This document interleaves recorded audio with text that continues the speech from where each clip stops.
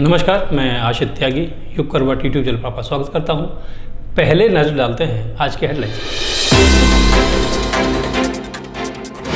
गाजियाबाद नगर निगम में हुआ कार्यकारिणी उपाध्यक्ष का चुनाव, भाजपा के राजीव शर्मा निर्विरोध चुने गए। स्वास्थ्य विभाग शुरू करने जा रहा है मिशन इंद्रधनुष, छोटे बच्चे और गर्भवती महिलाओं को मिलेगा इलाज। चोर ने दी गाजियाबाद पुलिस को खुली चुनौती, चौकी के अंदर से ले गया सिपाही की बाइक। अब खबर विस्तार से। गाजियाबाद नगर निगम में कार्यकारिणी उपाध्यक्ष का चुनाव हुआ।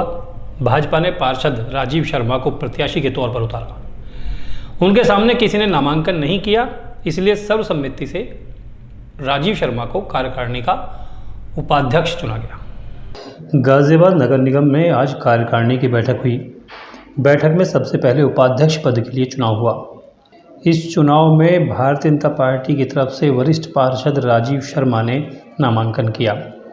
पटेल नगर से पार्षद शीतल चौधरी राजीव शर्मा की प्रस्तावक बनी थी। नामांकन का समय पूरे होने तक किसी अन्य व्यक्ति ने नामांकन नहीं किया, इस वजह से सर्वसम्मति से राजीव शर्मा को उपाध्यक्ष चुन लिया गया। उपाध्यक्ष चुने जाने पर मेयर सुनीता दयाल, नगर आयुक्त नितिन गौड़ ने उनको शुभकामनाएं दी। कार्यकारिणी की बैठक में वबाग कंपनी के खिलाफ निंदा प्रस्ताव भी पारित किया गया, जिसमें कहा गया कि वबाग कंपनी अच्छा कार्य नहीं कर रही है, जनता को इसका कोई लाभ नहीं हो रहा है, लेकिन बोर्ड सदस्य कंपनी को एक मौका और देना चाहते हैं। इस मामले में बोर्ड की बैठक में अंतिम निर्णय लिया जाएगा। ब्यूरो रिपोर्ट, युग करवट। बच्चों और गर्भवती महिलाओं को बीमारी से बचाने के लिए स्वास्थ्य विभाग ने मिशन इंद्रधनुष शुरू किया है। इसका पहला चरण 7 अगस्त से प्रारंभ होगा। 14 अक्टूबर तक 3 चरणों में अभियान को पूरा किया जाएगा। मिशन का प्रथम चरण जो होगा 7 तारीख से 12 अगस्त तक होगा। द्वितीय चरण 11 सितंबर से 16 सितंबर तक और तृतीय 9 अक्टूबर से 14 अक्टूबर तक। पर इसमें जो खोजी अभियान है, जहां हम हेड काउंट्स कर रहे हैं, बच्चों को ढूंढ रहे हैं, जो छूटे हुए बच्चे या जो हमारे पार्शली इम्यूनाइज बच्चे, ये हमने 17 जुलाई से शुरू किया था 26 जुलाई तक, लेकिन उसमें भी कुछ कम रह गया था, तो इसको हमने 3 दिन के लिए और अभियान को बढ़ा दिया, जिससे कि पूरा क्षेत्र कवर हो जाए, क्योंकि हमारा टारगेट मीजल्स का उन्मूलन है 2023 तक। बलोच सरकार की निर्वासित प्रधानमंत्री नायला कादरी महामंडलेश्वर यति नरसिंहानंद गिरी के साथ हरिद्वार पहुंची। यहां वीवीआईपी घाट पर उन्होंने गंगा का पूजन किया। हरिद्वार के अनेक संत महात्माओं ने उनका स्वागत किया। बलूचिस्तान की निर्वाचित सरकार की प्रधानमंत्री नायला कादरी महामंडलेश्वर यति नरसिंहानंद गिरी, उदिता त्यागी, हिंदू महासभा के नेता राजश्री चौधरी के साथ हरिद्वार पहुंची। यहां वीवीआईपी घाट पर अखंड परशुराम अखाड़ा के राष्ट्रीय अध्यक्ष पंडित अधीर कौशिक, महामंडलेश्वर स्वामी हितेशरानंद सरस्वती, कथावाचक पवन कृष्ण शास्त्री और अन्य संतों ने उनका स्वागत किया। आज़ाद बलूचिस्तान के निर्माण की मांग के लिए गंगा के साथ ही भगवान महादेव की भी पूजा की गई। महामंडलेश्वर यति नरसिंहानंद गिरी महाराज ने सनातन धर्म के गुरुओं से संपूर्ण विश्व में जिहादियों द्वारा किए जा रहे अन्याय और अत्याचार के विरुद्ध विश्व का वैचारिक नेतृत्व करने की प्रार्थना की। सनातन धर्म के उपासना स्थलों में मिले प्यार और सम्मान से अभिभूत होकर नायला कादरी ने कहा कि सनातन धर्म के मंदिर और उपासना स्थल संपूर्ण मानवता के लिए प्रेम और सम्मान से भरे हुए हैं। ब्यूरो रिपोर्ट, युग करवट। करेड़ा और अटौर क्षेत्र से बाढ़ का पानी उतर गया है। अब प्रशासन राहत कैंप में रह रहे लोगों को वापस उनके घर भेजने की तैयारी में है। प्रशासन ने ड्रोन से पूरे इलाके का मुआयना किया। एंटी लार्वा का छिड़काव भी किया जा रहा है। हिंडन नदी का जलस्तर कम होने के बाद अब करेड़ा और अटौर नंगला में पानी काफ़ी कम हो गया है। पानी उतरने के बाद लोग अपने घरों को लौटने लगे हैं। हालांकि प्रभावित लोगों को नियमित दिनचर्या शुरू करने में समय लग सकता है। इसके साथ ही प्रभावित क्षेत्रों में बिजली, पानी और सफाई की बड़ी चुनौती रहेगी। हिंडन नदी का जलस्तर काफ़ी कम हो चुका है। पीछे से आने वाला पानी भी कम है। अधिकारियों ने राहत की सांस ली है। सिटी फॉरेस्ट में भी पानी उतर चुका है, लेकिन अभी इसे खोला नहीं जाएगा।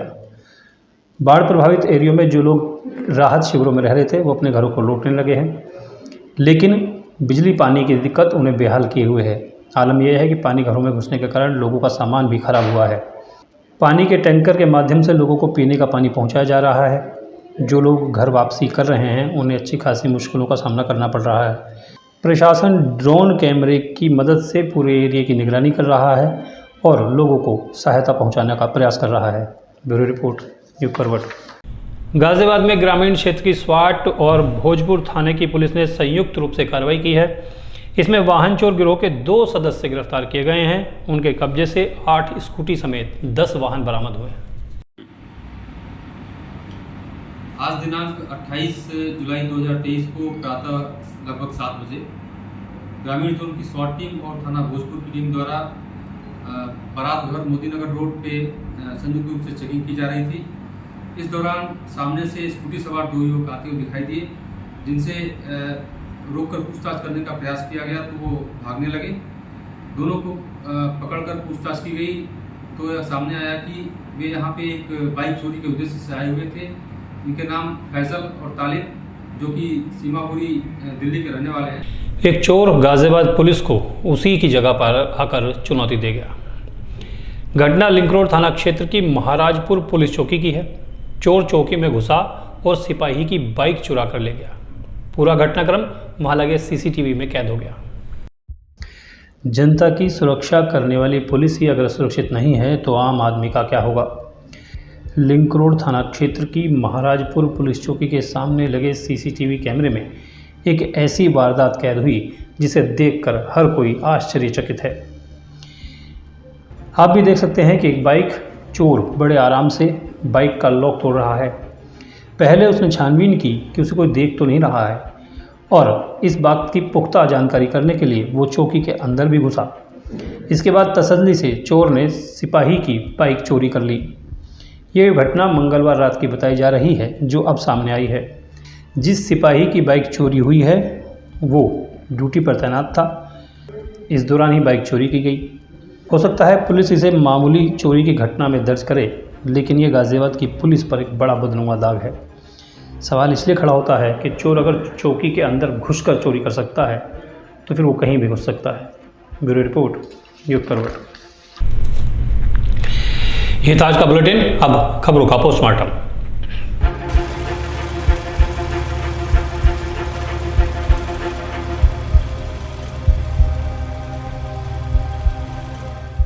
राजधानी दिल्ली में महिलाओं के प्रति हो रहे अपराधों में कमी नहीं आ रही है। आज एक बार फिर एक महिला की हत्या कर दी गई। घटना दिल्ली के मालवीय नगर में हुई, जहां दिन दहाड़े एक लड़की को मौत के घाट उतार दिया गया। बताया जा रहा है कि एक लड़के ने रॉड से हमला करके लड़की की हत्या कर दी। हमले में लड़की की मौके पर ही मौत हो गई। इसके बाद आरोपी फरार हो गया। सूचना मिलने पर पुलिस पहुंची और जांच में जुट गई। जो जानकारी आ रही है उसके मुताबिक वारदात अरविंदो कॉलेज के पास हुई है। यहाँ विजय मंडल पार्क शिवालिक ए ब्लॉक में लड़की का शव मिला है। लड़की की उम्र करीब 25 साल बताई जा रही है। पार्क में एक बेंच के नीचे उसका शव पड़ा हुआ था। उसके सर से खून बह रहा था और आसपास काफ़ी खून इकट्ठा भी था। पास में एक रॉड भी पड़ी थी। इस घटना में आरोपी की पहचान इरफान के रूप में हुई है, जो संगम विहार का रहने वाला है। बताया जा रहा है कि आरोपी और मृतका के परिजन रिश्तेदार हैं। लड़की के परिवार वालों ने उसकी शादी करने से इनकार कर दिया था। पीड़िता ने युवक से बात करना बंद कर दिया और वो इसी बात से परेशान था, जिसके बाद उसने आज लड़की पर यह हमला किया और उसकी हत्या कर दी। समाजवादी पार्टी के वरिष्ठ नेता आजम खान की मुश्किलें कम होने का नाम नहीं ले रही हैं। इलाहाबाद हाईकोर्ट से उनको आज एक और झटका लगा है। भड़काऊ भाषण मामले में समाजवादी पार्टी के नेता और पूर्व मंत्री आजम खान की उस याचिका को खारिज कर दिया गया है, जिसमें उन्होंने रामपुर की MP MLA कोर्ट में वॉइस सैंपल मतलब आवाज़ का नमूना देने से मना कर दिया था। हाई कोर्ट ने आजम खान को वॉइस सैंपल देने के निर्देश जारी कर दिए हैं। जस्टिस राजीव मिश्र की सिंगल बेंच ने इस मामले पर सुनवाई की थी। वर्ष 2007 के विधानसभा चुनाव में आजम खान ने जनसभा को संबोधित करते हुए भड़काऊ भाषण दिया था। आरोप है कि भाषण में उन्होंने आपत्तिजनक भाषा का भी इस्तेमाल किया था। इसी मामले में धीरज कुमार सिंह ने रामपुर के टाडा पुलिस में शिकायत की थी, रिपोर्ट दर्ज कराई थी। इसमें IPC जन प्रतिनिधित्व अधिनियम और SC/ST का मामला दर्ज किया गया था। ट्रायल के दौरान बात सामने आई थी कि भाषण की ऑडियो वीडियो रिकॉर्डिंग विवेचक ने केस डायरी का हिस्सा बनाया, लेकिन आरोप पत्र में रिकॉर्डिंग का जिक्र नहीं है। रामपुर की एमपी एमएलए कोर्ट ने आजम खान की आवाज़ का नमूना रिकॉर्ड कर सीडी में रिकॉर्ड ऑडियो से मिलान कराने के निर्देश दिए थे। आजम खान ने इस आदेश के खिलाफ आपत्ति दर्ज कराई। 29 अक्टूबर 2022 को स्पेशल कोर्ट में आपत्ति खारिज कर दी गई थी। उन्होंने स्पेशल एमपी एमएलए कोर्ट के आदेश को हाई कोर्ट में चुनौती दी। आजम खान के वकीलों ने कई तकनीकी बिंदुओं को गलत बताते हुए ऑडियो पर सवाल उठाए थे, लेकिन हाई कोर्ट ने उनकी सभी दलीलों को नामंजूर कर दिया और अब आजम खान को अपनी आवाज़ का नमूना देना होगा। हम सभी जानते हैं कि 20 जुलाई से संसद का मानसून सत्र चल रहा है। हम ये भी जानते हैं कि मणिपुर हिंसा को लेकर विपक्ष संसद नहीं चलने दे रहा है। हम ये भी जानते हैं कि सरकार भी विपक्ष की मांगों के सामने झुकने को तैयार नहीं है, उनकी मांगें मानने को तैयार नहीं है। आज जिस बात का मैं जिक्र करना चाहता हूं वो संसद सत्र अगर ना चले तो उससे होने वाला नुकसान कितना होता है, जो सीधे सीधे हमारी और आपकी जेब से जाता है। हिंदुस्तान का हर टैक्स अदा करने वाले व्यक्ति को ये खबर जाननी चाहिए। संसद के एक दिन के सत्र को कराने के लिए कितना खर्च आता है शायद आप नहीं जानते। कुछ सांसद या कुछ दलों के नेता संसद में हंगामा करके सत्र को प्रभावित करते हैं, सदन स्थगित कर दिया जाता है, लेकिन सत्ता दल हो या विपक्ष, कोई सांसद इस बात पर विचार नहीं करता, सोचता नहीं है कि कितना पैसा एक दिन के संसद के सत्र पर खर्च हो जाता है और सत्र जब स्थगित होता है तो उसका कोई मूल्य नहीं रह जाता।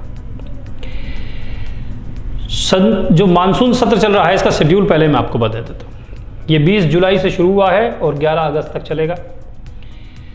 इस दौरान अभी तक 20 जुलाई के बाद आज 28 तारीख है, अभी तक सदन में एक भी दिन काम नहीं हुआ है। अब तक दोनों सदन लोकसभा राज्यसभा रोज हंगामा होता है, रोज स्थगित हो जाती हैं।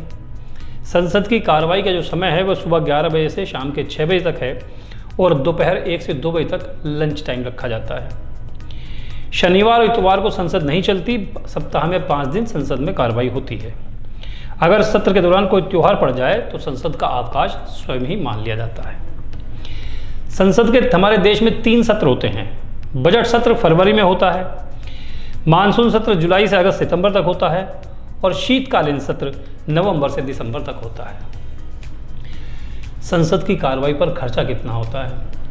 संसद की प्रत्येक कार्रवाई पर हर मिनट में 2.5 लाख रुपए खर्च होते हैं।